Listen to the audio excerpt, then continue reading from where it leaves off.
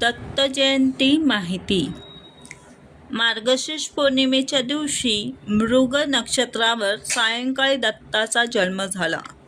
म्हणून त्या दिवशी दत्तांचा जन्मोत्सव सर्व दत्तक्षेत्रात साजरा होत असतो. पूर्वीच्या काळी भूतलावर स्थूल व सूक्ष्म रूपात आसुरी शक्ती मोठ्या प्रमाणावर वाढल्या होत्या.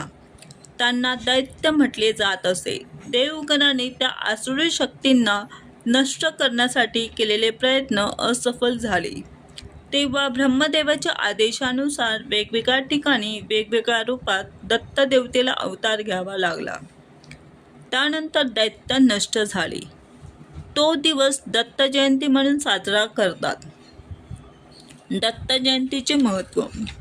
दत्त जयंतीला दत्ततत्व हे पृथ्वीतलावर नेहमीच्या तुलनेत 1000 पटीने कार्यरत असते. या दिवशी दत्तांची मनोभावे उपासना केल्यास दत्ततत्वाचा जास्तीत जास्त लाभ मिळण्यास मदत होते. जन्मोत्सव साजरा करणे. दत्त जयंती साजरी करण्यासंबंधाने शास्त्रोक्त असा विशिष्ट विधी आढळून येत नाही. या उत्सवापूर्वी 7 दिवस गुरुचरित्राचे पारायण करण्याचे प्रघात आहे. याला गुरुचरित्र सप्ताह असे म्हणतात. दत्त मंदिरामध्ये भजन, कीर्तनादी कार्यक्रम आयोजित केले जातात. दत्तगुरूंची पूजा, धूप, दीप व आरती करून सुंठवड्याचा प्रसाद वाटप करतात. दत्तांच्या हातातील कमंडलू व जपमाळ हे ब्रह्मदेवाचे प्रतीक आहे. शंख व चक्र हे विष्णूचे प्रतीक आहे आणि त्रिशूळ व डमरू हे शंकराचे प्रतीक आहे. महाराष्ट्रात औदुंबर, नरसोबाची वाडी, गाणगापूर आणि अक्कलकोट इत्यादी दत्तक्षेत्रात या दत्त उत्सवाला विशेष महत्त्व आहे. अक्कलकोट श्री स्वामी समर्थ हे दत्तगुरूंचेच अवतार आहेत असे संबोधले जाते.